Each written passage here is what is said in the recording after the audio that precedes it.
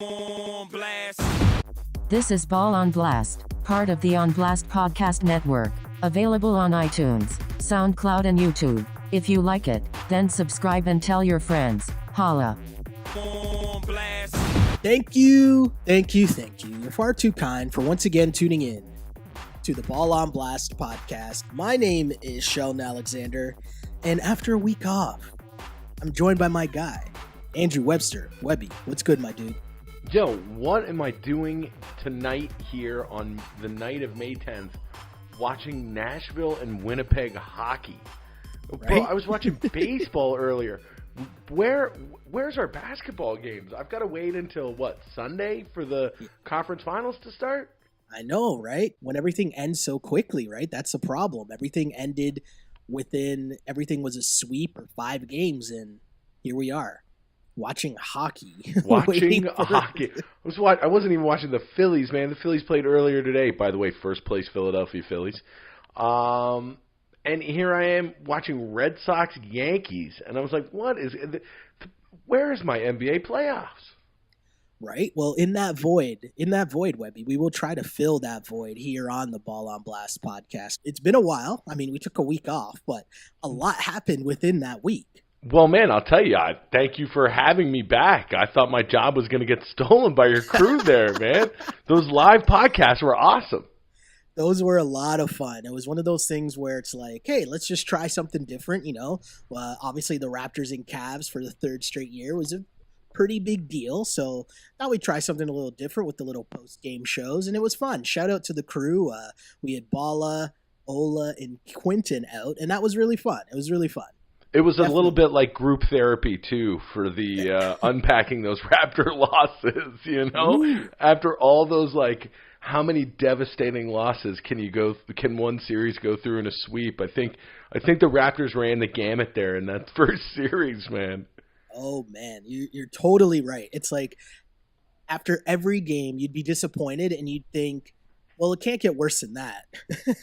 And then it did. And then how about that? Yeah, it can. But I will say this to our dedicated Ball on Blast listeners.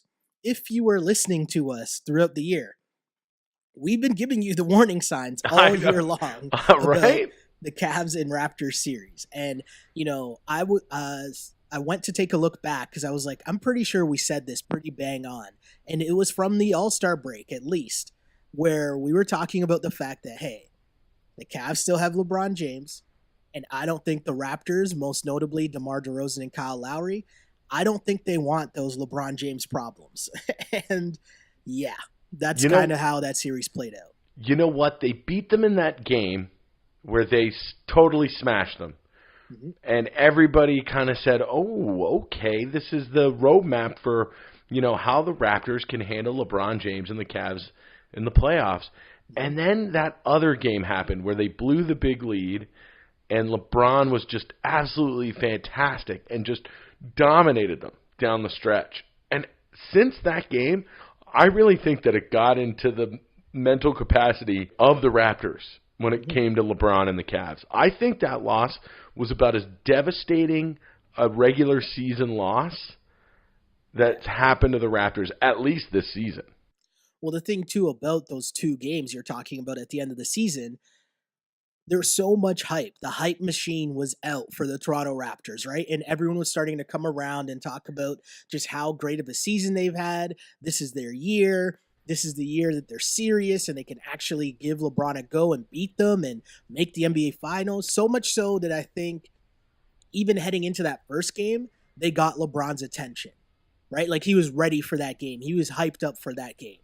And after they won that game, I think that kind of gave a little bit of ease of the tensions to the Cavs, They're kind of like, okay, we can handle this. And then once the playoffs started, despite coming off that crazy 7-game series against the Pacers, where, if you really go back, the Pacers probably should have won that series, right? Absolutely. The Cavs squeak out 7 games. They come into Toronto tired. LeBron says they're probably going to wing it because they don't really have much time to prepare. They steal that game, or I guess the Raptors blow it, missing 5 layups or whatever it was at the end. I would say that was a stolen game by the Cavs for sure. Right? And I just think after that game, after the Raptors were not able to win that game, I think the rest of the series was just over after that. It was done. I don't think they mentally recovered. I 100% agree with you. I think after game one, not only did the Cavs think that they were going to win the series, but the Raptors thought they were going to lose the series. I really think too, Webby, it was one of those things where it already takes you so much to think deep down inside that you can beat LeBron. Do you know what I mean? Like you have to have that self-confidence deep down that you can beat him. And it's tough to get there. But Right. then to be in the moment and you're so close, you can smell it. They were up. They had the game in control. And They then played just about one of the best playoff games that they have this season, right? for sure. And to be right there and then you're kind of just like they got tight. I think it's that simple. They got tight. And it was kind of like they were like, oh, wait, are we actually going to do this? And they got caught in the moment because you never seen the Raptors miss layups like that.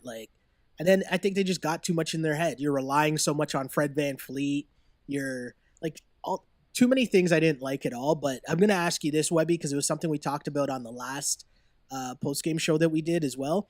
But so much blame to go around. But who do you think is most to blame for how the Raptors went down in that series? Oh, it's tough. I mean, to have your number one guy, DeMar DeRozan, really not show up, especially in those last two games, getting benched and then kind of getting a little bit of a no-show in Game 4, that's tough. But honestly, man, if you're getting out-coached, if you're making Tyronn Lue look like Bobby Fischer on a chessboard, I know it's almost unfair to say because I mean we spent a lot of this regular season talking about the job that Casey did with the team, and I mean you see like he got nominated for a Coach of the Year award, right? He's one of the top three finalists. Yeah, he won. No, it was a new award. I think they just started handing out maybe within the last 2 years, but the coaches basically all vote on who they think should be the Coach of the Year. And so the coaches all voted for Dwayne Casey. He won. And he did a great job. Like Masai said, a complete culture rebuild and finding a new way to play for this Raptors team. And listen, in the regular season, it worked wonders. But, man, it just seemed like any kind of decision that he made was, A, late to make that decision, and B, turned out to be the wrong one and not how he should have handled it. Now, it's a little bit of the pieces that he had and, trying to make a square peg fit in a round hole, that thing. But I don't know, man. He made Tyronn Lue look like Bill Belichick, bro. You know what I thought too, Webby? Honestly, I thought that at the end of the day, if you're Dwayne Casey and the way that this season all went down for the Toronto Raptors, I feel like all the changes that they made were to make sure that Kyle and DeMar were fresh, for the playoffs. So they were made to get through the regular season and survive the rigors of the regular season. They were not necessarily made to beat LeBron James. I think they were made so that your two stars were fresh against LeBron James. And I mean, they were fresh. They just didn't show up. And that's why I think I had to lay the blame on DeMar and Kyle, because at the end of the day, those two guys, you can't only outscore LeBron by 2 points. I know, with two guys. Right? That doesn't make any sense at all, right? You can't be relying on Fred VanVleet, who's hurt, to come off the bench and be taking game-winning shots. Not once, but twice. So, okay, right? This is kind of why I like this hot take that I read, and it was one of those dumb hot takes on the internet, but the more that I really ruminate on it, is Masai Ujiri not the one to blame? Now, listen, I know that he's made some great trades and he's made some great draft picks, but to put all your all your, your big dollars behind two players who, as we saw, when you give them rest, still don't have what it takes to beat the best player in the game, isn't that kind of on the general manager to have made that decision? Well, here's the thing, Webby. Here's the thing. I would love to know what Masai's real opinion is in terms of their expectations for this team. Because I know publicly it's we're going to win a championship. That's our goal every year. We want to win. We're one of the top teams in the East. I know that's what he says, but I don't know if that's what he really believes. And why I say that is because I think by now you have to know that Kyle and DeMar cannot be your best players if you're telling me that you're going to beat LeBron James in the playoffs, right? It's been 3 straight years. I mean, even coming off of last year and the way that went down, I know that Kyle was hurt, but at the end of the day, you have to know by now, 3 straight playoff series, you know that these guys do not stack up well against LeBron. Right. So I think that publicly that's what Masai will say, but I think behind the scenes, I bet you they're trying to do kind of a Boston Celtics, which is, you know, this is your team now, but at the same time, we're retooling. We're always, you know, we're making sure that we're going to try to draft well. We're going to make the most of our draft picks and develop our kids along the way so that we're not necessarily taking away from the present, but we're definitely building for the future at the exact same time, which is something that is incredibly difficult to do, obviously, right? But I think that's what the Raptors are doing. And I think that by bringing back Kyle and DeMar, you at least have guaranteed, hey, we'll be a playoff team for the next 3 years or however long. Yeah, they all signed 3-year contracts, right? Or at least Kyle and Serge signed 3-year deals, right? Yeah. So I think that was the plan more. And so my overall thing to Raps fans, it's following along with exactly what I'm saying here. It depends on what your expectations are. So if your expectations are that the Raptors are going to win the NBA championship and like that's their real expectations, then of course you're going to be disappointed. Of course you think that they need to retool and not blow it up, but you need to trade Kyle and DeMar or something like that, right? But if you're just on this wave where, as I'm saying, you're Masai, you're happy making the playoffs. We know MLSE is happy making the playoffs because they can justify raising ticket prices every year, right? I bet you don't take that. You make the playoffs, you win a round, maybe you make the conference finals depending on when you play LeBron. I bet you MLSE will take that. And that's what I think the difference is here. So the other funny thing, too, is that with what you want to do with your roster and how you're planning on going to look at the next 3 or 4 years, it's so funny because it's almost like the Raptors lose to LeBron again. Because you now have to wait until he makes his decision on where he's going to play the next couple of years to really figure out what your strategy is for the next 3 to 4 years. I totally agree. If he stays in the East, the Raptors are going to look much different than if he decides to go play in the Western Conference, right? I mean, I would assume so. I mean, I bet you they could talk themselves into if LeBron leaves, then, okay, well, we have a chance. Even though that doesn't make sense because the Celtics are going to be the Celtics. Like, I mean, they're in the conference final now. Add Kyrie and Gordon Hayward, right? And that's going to be trouble. The Sixers, they got a lot of – I mean, there's a lot that can happen with that Sixers roster to boost that even more too. So if you're just going to sit around and base this on what LeBron James does, I don't know. I think the Raptors can find themselves in trouble. And also, that's kind of a sad existence, right? Well, it's like, honestly, and you know what? One of our former colleagues, Matt Trappell, I was talking with him yesterday or the other day after Game 3. Yeah. And he was saying, you know, what do the Raptors do? Are they now the Knicks to Michael Jordan's Bulls back in the day? Do you run this team back? Is this, I mean, listen, you're going to make the playoffs. You're going to give them a good run every year. Well, hopefully better than a 4-game sweep. But do you just try to run this back to try and stay relevant and stay in the postseason? Well, this is where we're going to find out exactly what I'm saying, right? Like, is there public display of, hey, we want to compete for a championship, we want to win? That's what Masai says publicly. We're going to find out whether that's true or not, because there's no way that you should be able to convince your fan base or even a board of executives that you're trying to win a championship and you think that you can beat LeBron James and you bring back the exact same team and the same coach. That makes no sense, because it's not even like you hung around with Cleveland. You got swept. In fact, you got swept in back-to-back years. Exactly. Right? What do they say? The definition of insanity is doing the same thing over and over and expecting different results, right? Exactly. So we're going to find out if the Raptors as an organization are really serious in what they're telling us, that they want to compete for a championship. You cannot bring back the same team and tell me that you think you can beat LeBron, because nothing that's happened over the past 3 years, because again, in the playoffs against the Cleveland Cavaliers, the Raptors are 12-2 and they've lost all their road games. Like, there's nothing there that tells me that you can beat the Cavs. So you can't bring back the same team again and tell me that, hey, yeah, we're competing for a championship. That makes no sense. And I know I love Masai. Unless LeBron goes to play in LA. Still though, man, I mean, yes, you're right. You're right. But I mean, if you look at who's going to be favored next year in the Eastern Conference, it's not going to be the Raptors. Plus, I don't think anybody's going to fall for the Raptors having a good season next year again. Right? Like, I think this was a year that people fell for that, and I didn't fall for it. Well, and they did have a good season. They had a great season. But I mean, in terms of that translating into regular season, into postseason success.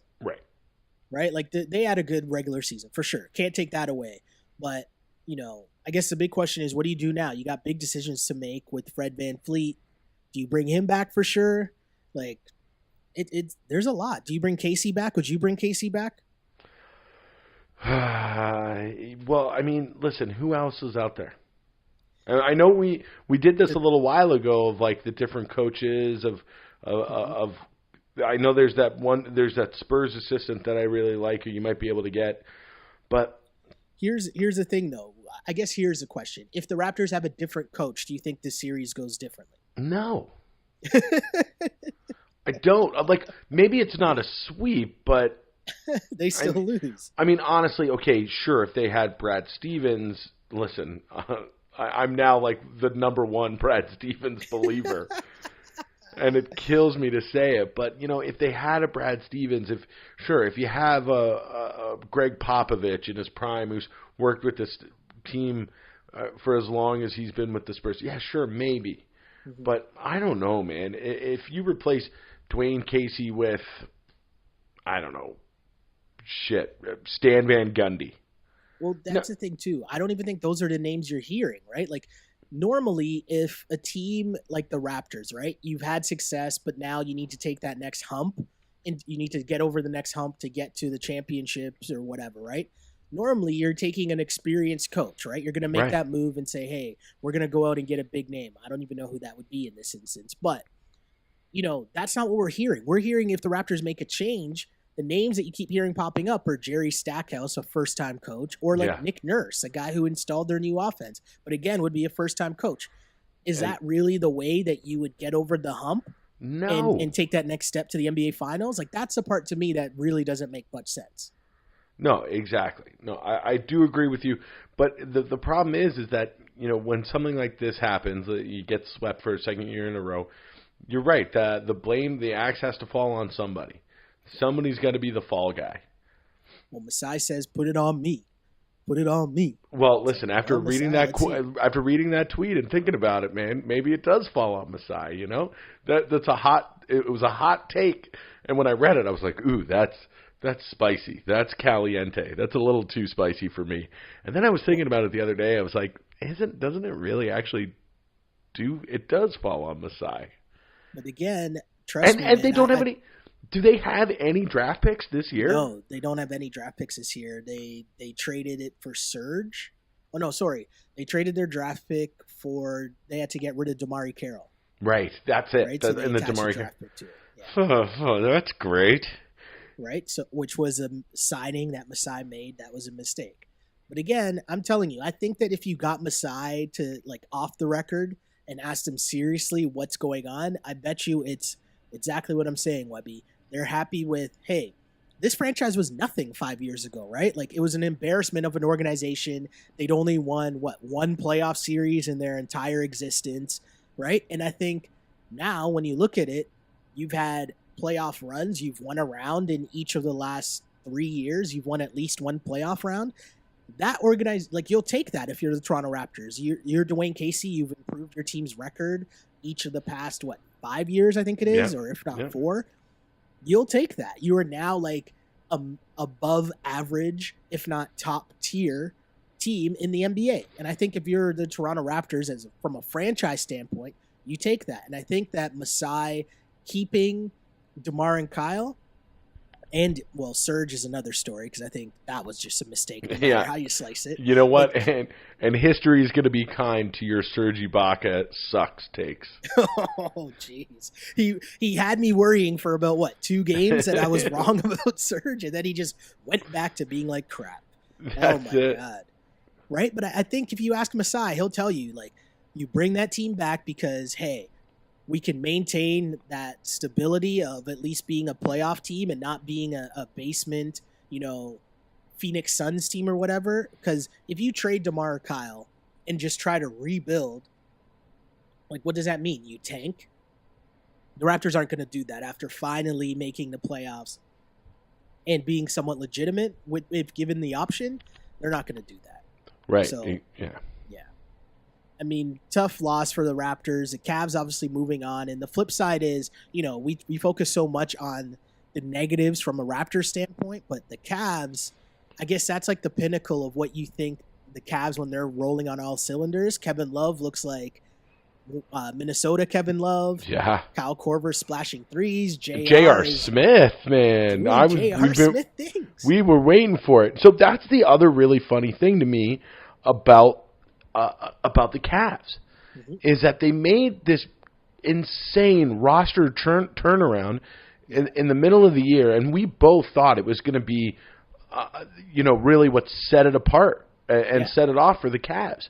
Well, we really liked the moves when they happened, right? We thought Larry Nance at the 5 would be amazing, give Rodney Hood a chance to flourish, Jordan Clarkson off the bench.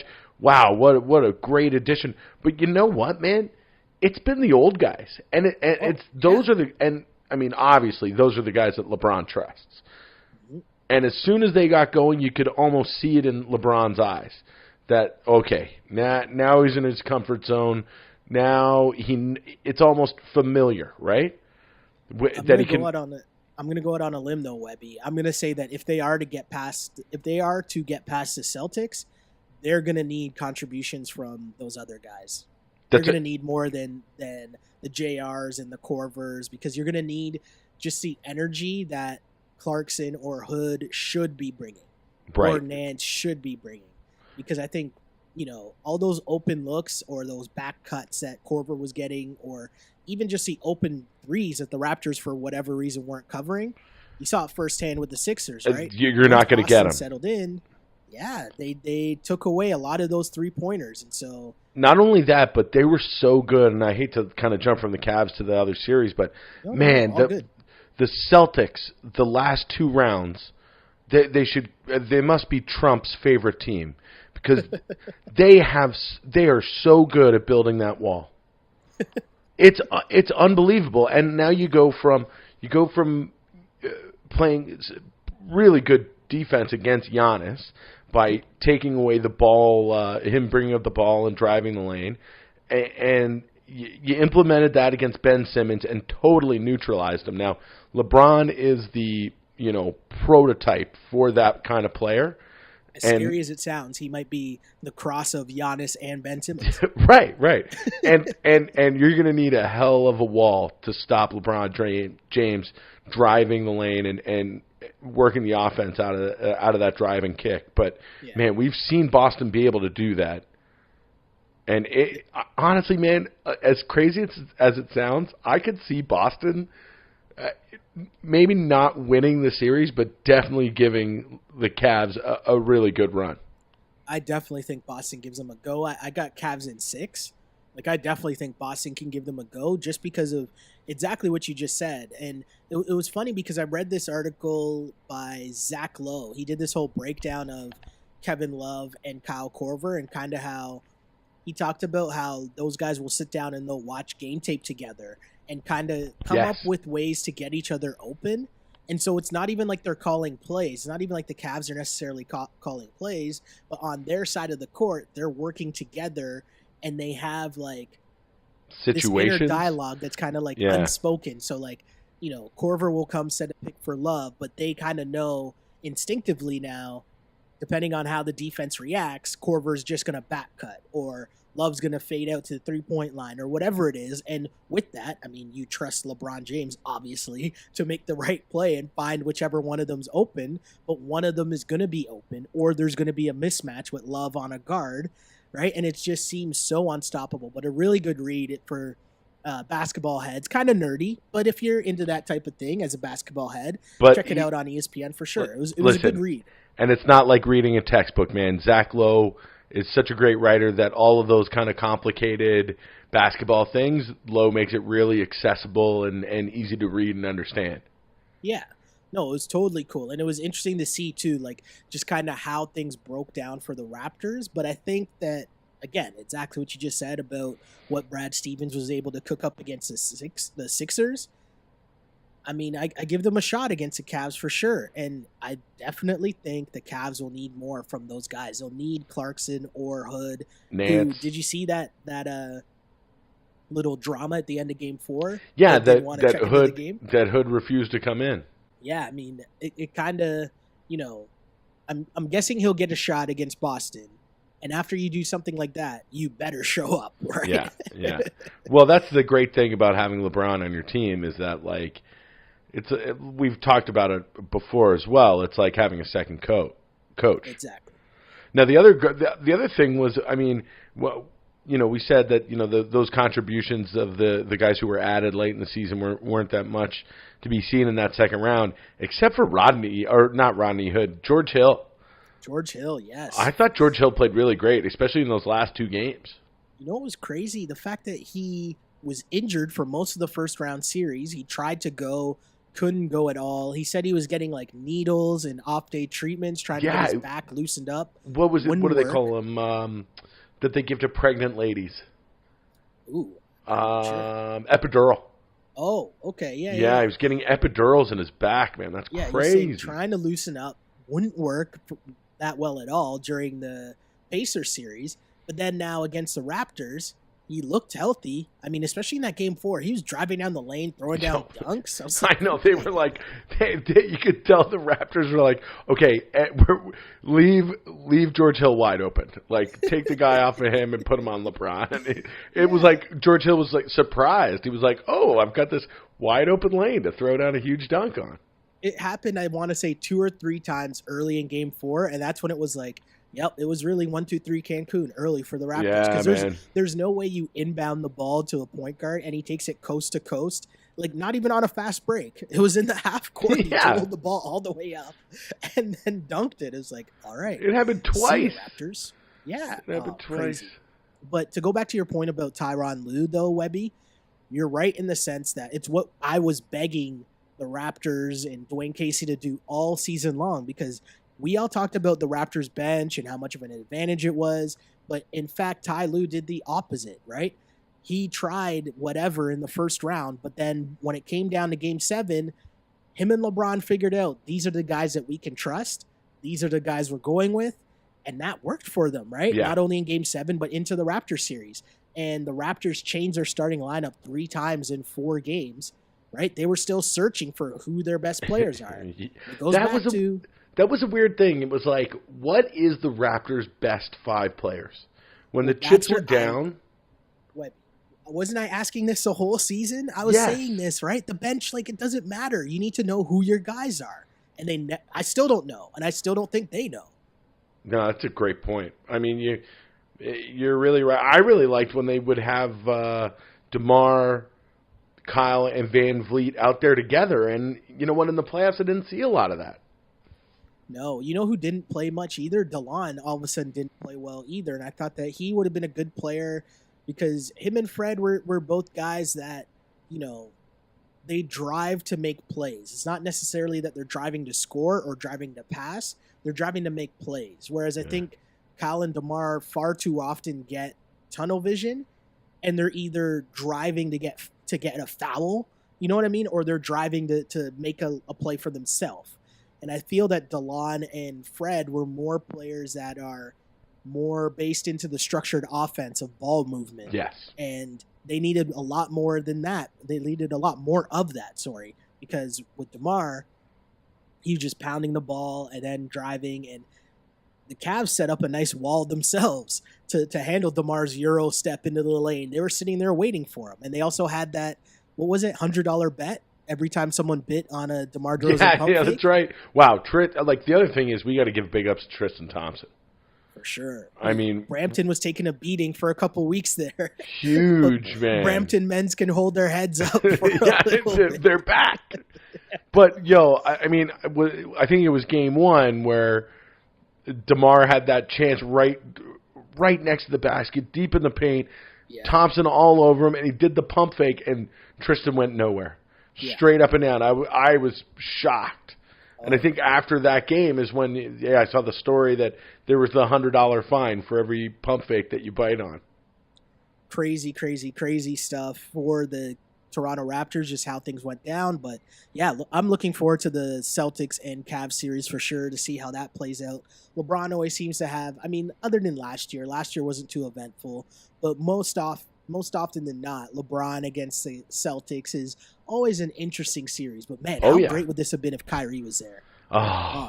Right? I know. You have both conference finals. I mean, on the West, we got what everybody has been waiting for and everybody wants.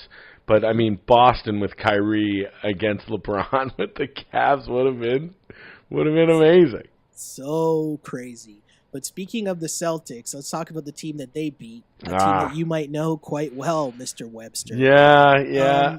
And if we want to get in talking about coaching blunders and coaching mistakes, I rode this season for Brett Brown and the job that he did, and the Sixers was sticking with him through the really bad years to be able to taste some of the success. And I really think Brett Brown's a really good coach, but man, I sense a butt coming. Oh, like you could see it. You could see it in Game 1 of the end of the first half, where they had a lead, and then Boston started to really turn it on.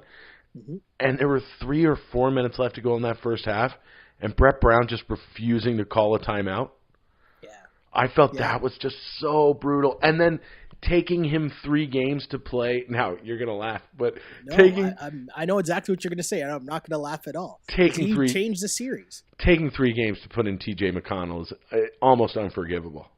Yeah. I mean, I don't joke about it because I think he is probably maybe not the best backup point guard in the league, but holy shit, man. Like, can that guy ever take the energy for your team and put it into something tangible? And he played great.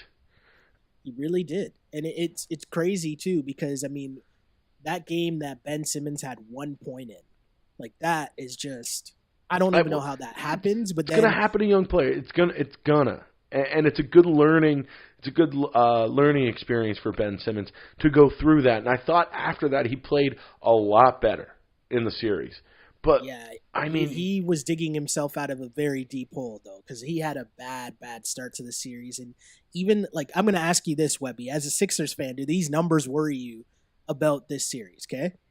So Ben Simmons was a minus 63 overall in this series, okay, which was the worst player in the series by plus-minus standings.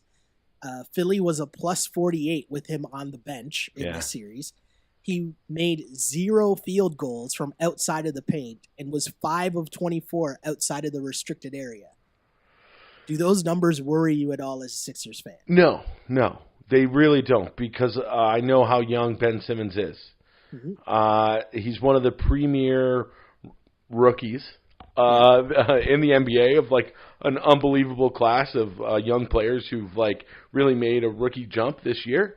Yeah. And listen, it's not like he's an old dog who's not going to learn new tricks. I think that there's still a lot of opportunity for him to get a shot. And to maybe even possibly one day in the future, some sunny day, maybe even attempt and make a 3-point field goal.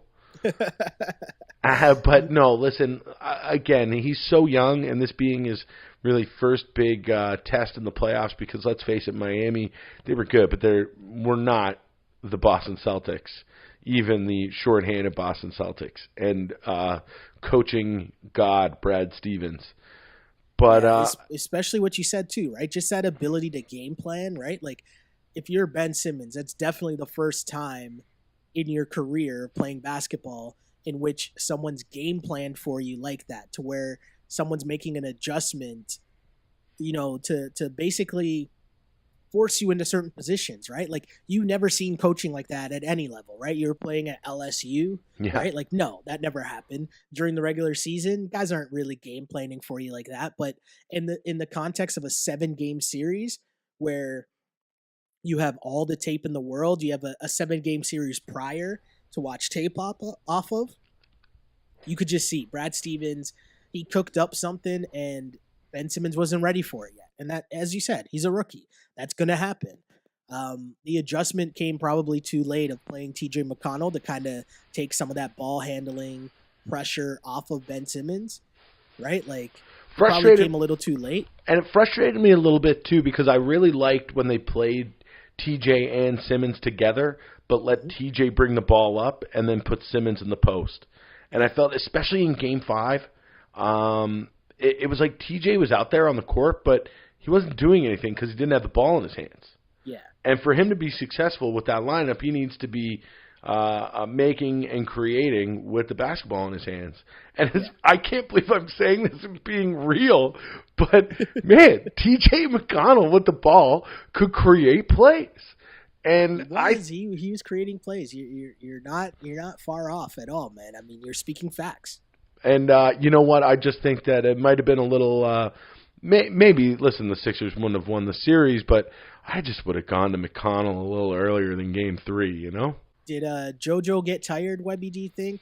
I think JoJo was tired. Like, I don't think he got tired. I think he was tired. But you look how some of the numbers that he put up and what he was doing, even tired, was really impressive. And it's the same as Simmons.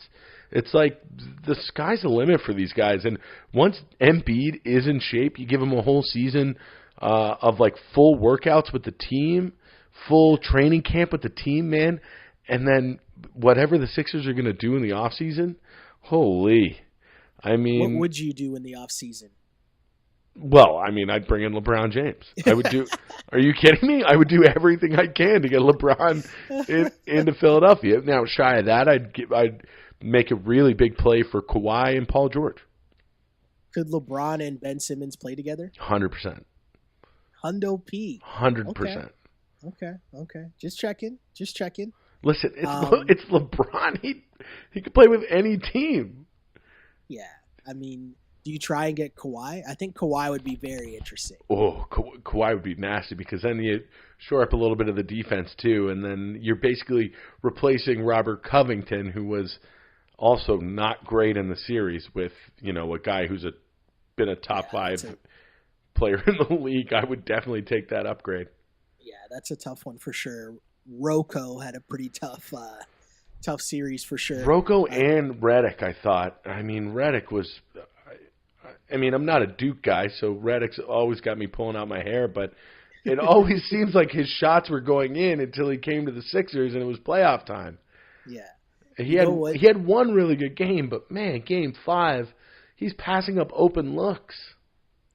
You know who's a lot better than I thought? And I knew he was good, but he's a lot better than I thought. I know who you're. I know. Yeah, I knew it. He is good, isn't he? Yeah, he's a lot better. Like, I knew he was good, but he's a lot better than I thought he was.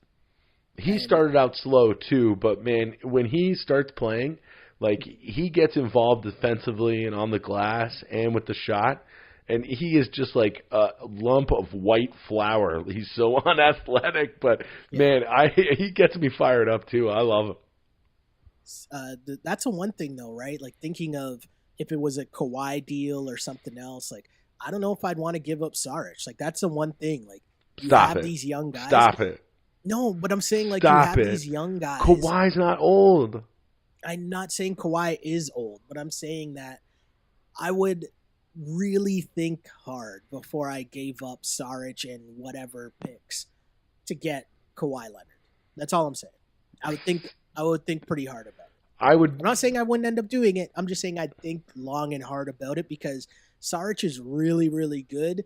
And at the skill set that he has, he fits perfectly with JoJo. Yeah. And yeah, I don't know. I think you can get a 3-and-D. And don't get me wrong, Kawhi Leonard is a lot better than a 3-and-D guy, right? Like, I'm not saying that at all. I'm saying you can get a good 3-and-D guy, I think, easier than you can get someone with the skill set of Saric that fits that well with Simmons and JoJo. But either way, interesting times in Sixers land. Yeah, it's Can't going to wait be a see really interesting offseason, and one that I'm really looking forward to. And as we creep closer to the end of the season and the Larry O'Brien Trophy getting handed out, and then the draft coming up, oh man, it is gonna, like every summer in the NBA is always so great. Can't wait at all, right? And then as soon as the season ends, or at least the Cavs season ends, it automatically becomes the LeBron summer. So that'll be so much fun. But and I guess the LeBron summer, the Kawhi summer, the Paul George summer, the Boogie Cousins summer. Oh yeah, this offseason is going to be outstanding. But before we get to that, I guess we should talk a little bit, just quickly. The Western Conference Final is the final that everyone was looking forward to. Golden State versus Houston. And everyone kind of knew what was going to come down to. For sure. Totally. It's what everyone's been waiting for. James Harden and Chris Paul going up against the Warriors. Now, I'll simply start by asking you, Webby, who you got in this series? Who do you like? I like the Warriors. Yeah? As much as it pains me to say it, as much as I'm going to be rooting against them in this Western Conference Finals, I'd say that they're going to win this in 5.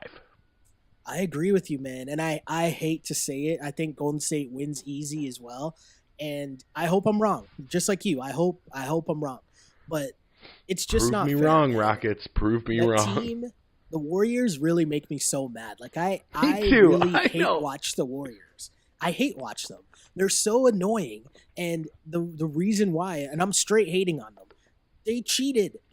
Their team is a cheat code, right? Like, it's not fair that you have Steph Curry and Kevin Durant and Klay Thompson and Draymond Green. And then on top of that, they're not even good winners. Draymond is so smug all the time now and, like, talking so much trash. And it's like, yeah, great. You can talk so much trash, Draymond, because you're the 4th best player on your team. You have 3 other All-Stars on your team. Great. You beat the Pelicans. Yeah, really. Yeah, get out of here. Yeah, go ahead and preen around the court all you want, Draymond. Way to go. You beat the Pelicans, who didn't have their second best player for half of the year. Yeah, like, yeah, I really hope the Rockets, I hope so much that I'm wrong, but yeah, I think it's Warriors in 5. Yeah. So what I want to know, Shelly, what are the Rockets going to have to do to make this a series go longer than we think, let alone win it? What do they have to do? Is it Paul's got to dominate Curry? Is it, Trevor Ariza? They have to play defense, and they have to bully the Golden State Warriors. You got to have PJ Tucker as to rough up KD. Like, they just have to make things difficult for the Warriors on offense, and they got to keep playing play out the math and keep shooting threes and shoot a high percentage, and that's how they got to play if you're Houston. And I know it seems so simple, like, obviously you got to hit your threes, but no, like, they need to hit all of their threes and shoot the lights out in every single game for them to have a chance. Well, that's good news, because if it comes down to defense, at least they have, one of the best defensive.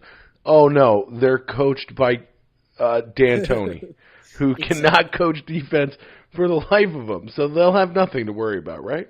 But they're going to try to rough up Steph Curry. They'll probably try to throw a bunch of different guys at KD to give him a bunch of different looks. I mean, they have a chance. They definitely have a chance. But they got to shoot the lights out. And they got to, exactly what their team was made to do. That's what they got to do against the Golden State Warriors, right? And if the threes aren't going, the Rockets are in trouble. And it's tough to play basketball coming back against the Golden State Warriors. Even if you do hit threes like the Rockets do, it's just a tough game. You got to shoot a high percentage. And I don't know if they can keep that up for 4 games against the Warriors, who, the difference with the Warriors to me is the way that their offense is set up. Guys are getting open threes, whereas the Rockets, it's a lot of, ISO, space. James Harden's either taking a 3 or driving and kicking to someone else for a 3.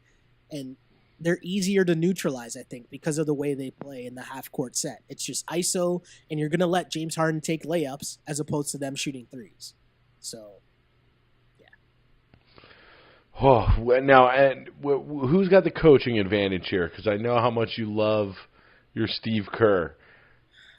Well, it doesn't matter who Steve Kerr, like what Steve Kerr does, because I mean he has four All-Stars. Like I could coach the Golden State Warriors.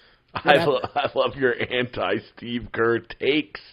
Steve Kerr, it was so funny. Steve Kerr getting mad at the name the Hampton Five because he actually referred to them as a Hampton Five and caught himself.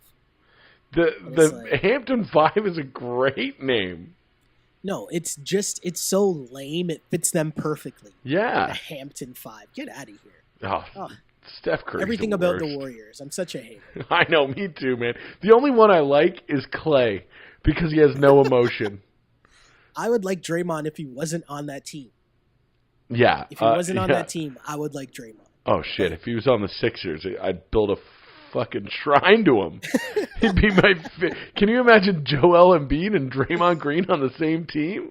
No, I couldn't imagine. I couldn't imagine that at all.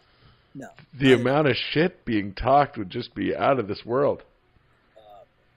Too crazy. So much going on in the NBA is now it's down to the nitty gritty. And I'll say this much.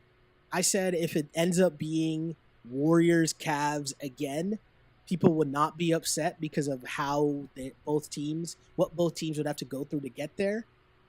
I think I might be wrong because the Cavs were tested obviously in round 1, but not so much in round 2. We'll see what the Celtics bring. But you go out west and the Warriors really haven't really been tested. And I'm not anticipating they'll be tested as much as we first thought against the Rockets. So, yeah, I'm mentally preparing myself for Cavs Warriors Part 4. Yeah, I'm there too. Now, I hope I'm wrong. I'm hoping that we see the presumptive MVP, James Harden, just absolutely take it to the Warriors, and we see some infighting and Draymond yelling at Steph and Steph yelling at Durant and everybody just completely imploding. That's what I'm hoping. I'm here for that. We can only hope. Conference finals get started Sunday with the Cavs and Celtics. I think it started on Sunday afternoon. Yeah, and then 3:30. Warriors Rockets on Monday night. So, oh boy, NBA fans, it's that time of year to enjoy and be happy. But in our final segment that we do each and every week called Ask on Blast, which we normally just talk about whatever else we want to talk about. And a couple weeks ago, I guess the last time we spoke was the beginning of Kanye's whole Twitter rant. I don't even know what to call it. Meltdown? Twitter meltdown, sure. And there's been a lot that's happened since. But at that time when we were first talking, we were kind of like, nope, able to separate it. Still like the music. Yeah. Hey, it's just Kanye, listen, he can say what he wants, It's Kanye being Kanye, right? Yeah. And we were okay with that. And then the last week happened where he upped the ante a little, making comments about slavery being a choice. Really, really doubling down on a lot of the, some would say, rhetoric. Trump support, despite also acknowledging that he doesn't know of Trump's policies. Also, I think T.I. was on the Breakfast Club and said that he asked Kanye about Trump's travel ban and he didn't know what the travel ban was. Right, and that released 2 weird songs. Now, the Scoopity Poop song, I thought terrible. I thought it slapped. The beat is crazy, the obviously, beat was nuts. But the other one, despise what Kanye is doing because, I think he.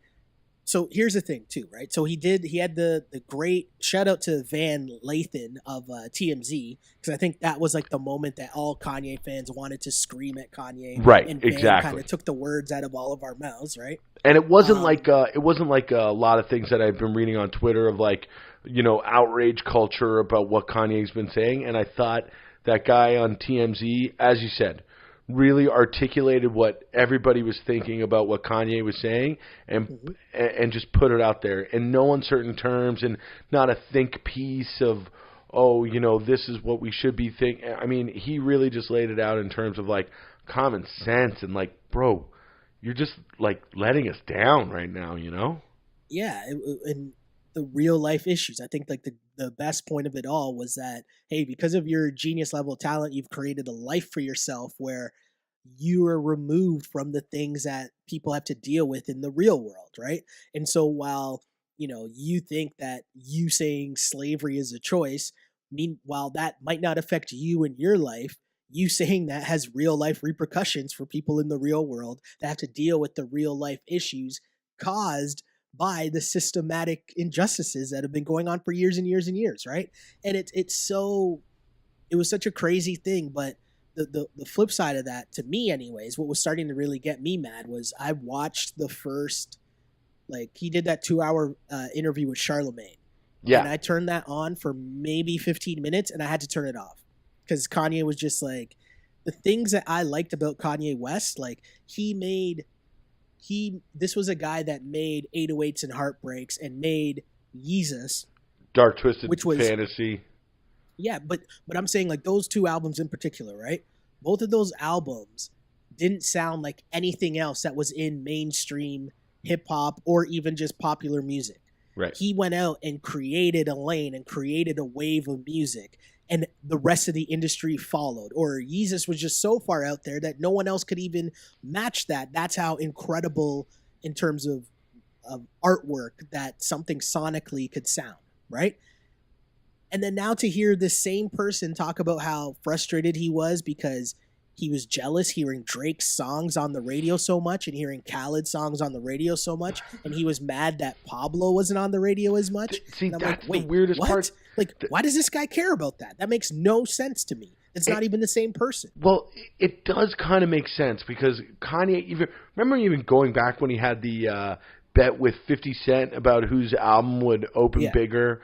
Like, he's really always been about numbers and stupid shit like that where you just want to scream at him. It's like, man, you're making some of the best art that has been put out in popular music in decades. And all you're thinking about is radio plays? Like, that is so 2003, man. Like, this is a different time. Your music is being enjoyed. It's being consumed. It's like, at some point you have to take a step back and, like, I don't know, figure some of this shit out, man. I think there's a couple things going on. Obviously, he talked about how he was addicted to opioids after he had liposuction, right? Like, did you see that?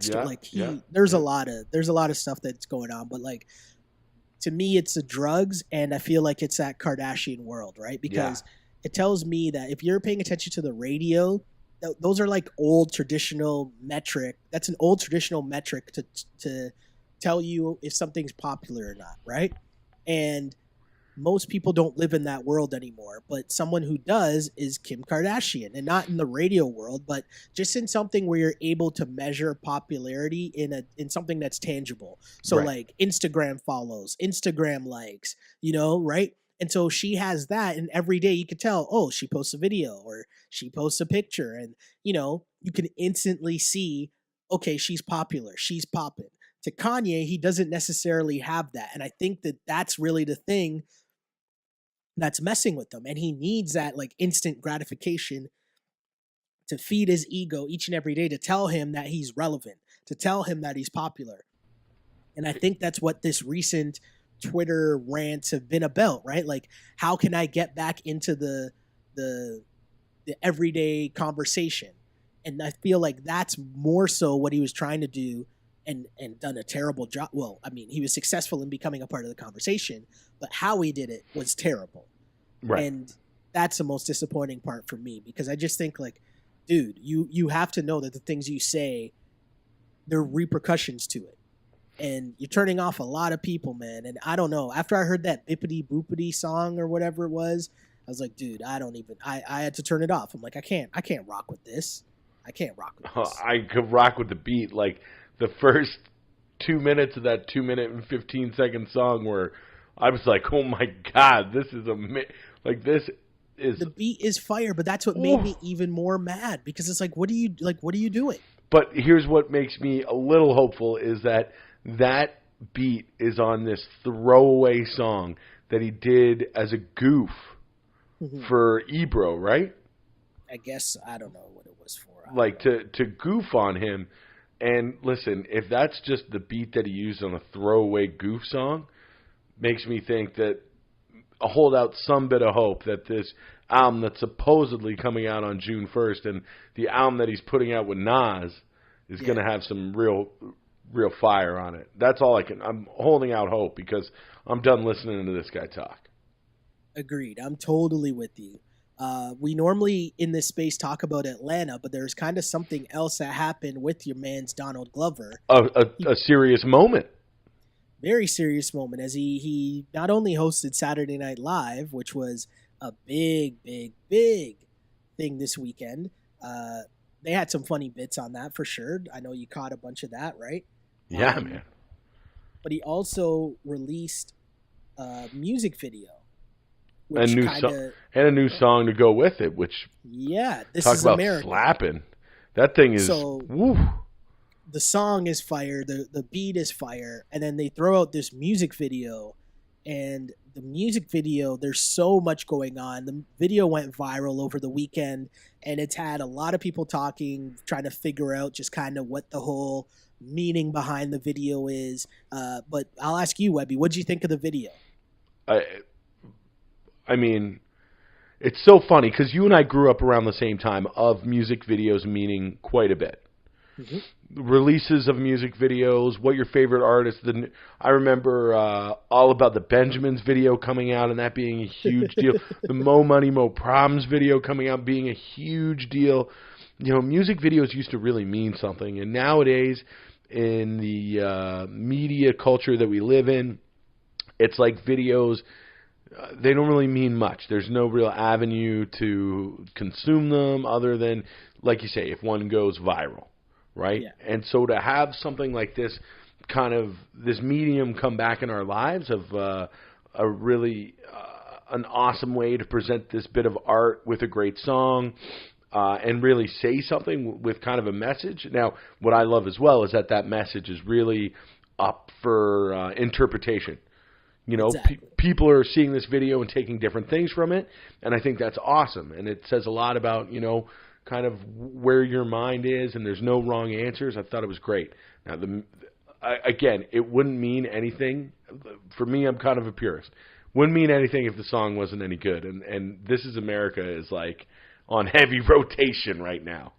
Yeah, I really wonder, too, if it's one of those things where they made the song with the video in mind.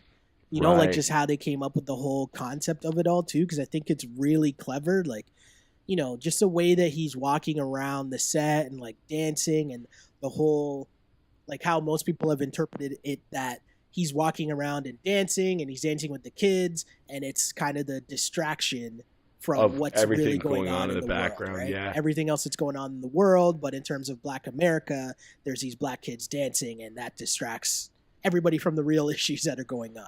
Yeah. It's just a really smart and well done piece. And I felt like it's one of those things, like, as you said, when was the last time you had to watch a music video twice in a row, right? To like, and then you notice something else each time you watch it, right? Like, it's just really well done, really smart. But again, as every week here in this space, we talk about the show Atlanta, we're not really surprised that this guy and his team are capable of something this dope. Right? No, yeah, and you know that the director of the video is the same guy who's been directing the most of the episodes for Atlanta as well. I forget what the guy's name is, but he's just got such like a unique vision and like is really putting his stamp on things. That now because when I was watching that, before I even knew it was the guy who was directing those Atlanta episodes, I was like, this is so funny because this is like very much the visual style of a lot of these Atlanta episodes, especially this season and how they've been kind of dark and like Robin season. Yeah, Robin season, exactly. It's been kind of dark and a little less happy than that first season was. Yeah, it's such a good video. If you haven't had a chance to take it in for sure. But I feel like most people have seen it by now. Oh, like 30 million people have. Let's see right now. A quick search on YouTube shows me that 70 million people have watched it on YouTube. So yeah, again, Childish Gambino, This Is America. Such a great video. And again, just all the different meanings and what's going on, talking about gun violence and the role of America and him playing the character of America. And I heard one of the like dumbest takes. I was listening to the clip on the Breakfast Club, and they were talking about it and Charlemagne's whole thing. And I heard other people say this too, but they were talking about how they wish that he wasn't playing the role of America because it's a black guy committing the crimes and shooting people. Right. So, Yeah. And so by doing that, you're making people think that it's black on black crimes. Right. If they're not smart enough to figure out what's going on. And I'm like, okay, I see what you're saying. I understand what you're saying. But I don't think people are thinking that, you know, he's talking about the black guy that's shooting the church choir. I think we know that he's referencing that Dylan Roof guy. I think that was his name, right? Yeah. Who cares? Who cares what his name is anyways? Fuck that guy. But I'm talking about the kid that shot up the church, right? I think people are smart enough or should be smart enough to figure that part out. Exactly. Yeah, great stuff. Always here to talk about dope content, and hopefully we gave you dope content. Well, right? before we got to go, there's two things. First, we got to talk about the last Atlanta episode. Oh yes, because so on the flashback episode to when Ern was in 9th grade or 10th grade, his mom and this is what I love about Atlanta is that listen, I did not grow up in Atlanta. I did not grow up like Ern's character is, but man, did I ever relate 100% to that episode of your mom getting you something at Marshall's or TJ Maxx or Winners and going into school the next day and having somebody be like, yo, are you wearing a fake shirt right now? And then just being filled with dread the whole day. Oh yeah. Oh man, for sure. I have family in the States, and every summer my mom would either go down because I had family in Philly and had family in New York. And so every summer go down, come back with, a new shirt, maybe some shoes, like whatever, something. Yeah. But it was always that same thing. And it's like, okay, yeah. And it's like, is that real? Like, I don't know. Sure. You think so? You hope so? I mean, and it says Polo on it. I mean, why would my mom give me a fake shirt? They do such a good job though of depicting such relatable scenarios on that show. It's so good. And that episode was amazing, right? Because it did so well in terms of, I guess setting up what's set to be the season finale. Yeah, with the relationship between Ern and Al. I love the kid that they had playing Al too. Oh, he was Holy so shit, was that kid hilarious. He was so good.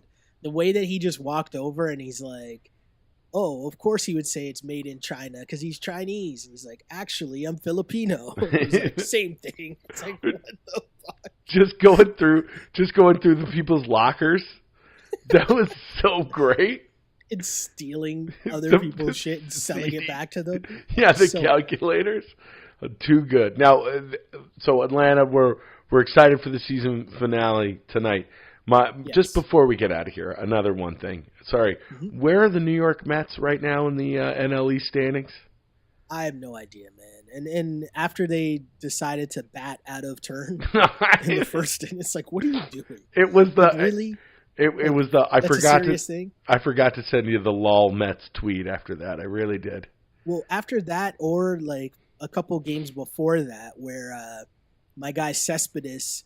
His diamond chain just dispersed on second base. Tens of thousands of dollars just spilled on the dirt. It's like, bro, what are you doing? Right? God. He just throws it on the ground. I hope some grounds crew kid went and picked up the diamonds. Listen, man. What is going on? There's death, taxes, and the Mets doing the most embarrassing things baseball wise every year. I love it. Watch Matt Harvey go to the freaking Reds. The Reds become lights out again. Oh, it's so crazy. We're only a couple of months into the baseball season, and already the Mets have just been already fulfilling everything I want them to be. It's great. Well, they're always entertaining. I'll give them that. That's true. It's never a boring moment in Flushing, right? Exactly. And you know what, Webby? It's never a boring moment here either. Glad to have you back, Webby, on the Ball on Blast podcast as we continue to wind down to the NBA Finals. And, hopefully the viewers or listeners were still enjoying Webby's hot takes on Twitter while we took a week off from the normal Ball on Blast pod. But there was a lot of TJ McConnell talk. There was a lot of TJ McConnell tweets. In case people are trying to find your love for TJ McConnell, where can they find you? My unwavering love of TJ McConnell can be found on Twitter at awebster84 and also on Instagram there too. And you can find me on Twitter at Shell Alexander and on Instagram at Sheldon Alexander. And you know what? Let us know what you think of this podcast, of our post-game shows, of all that fun stuff. As always, you can find it on YouTube and SoundCloud and iTunes, of course. Until next time, we'll have some more games to talk about, but hopefully we gave you enough entertainment to last you until Sunday and when the games start. But we'll be back next week, and until next time, this is the Ball on Blast podcast, as always, unpolished and unapologetic. Till next time, see you. This is Ball on Blast, part of the On Blast Podcast Network, available on iTunes, SoundCloud, and YouTube. If you like it, then subscribe and tell your friends. Holla. On blast.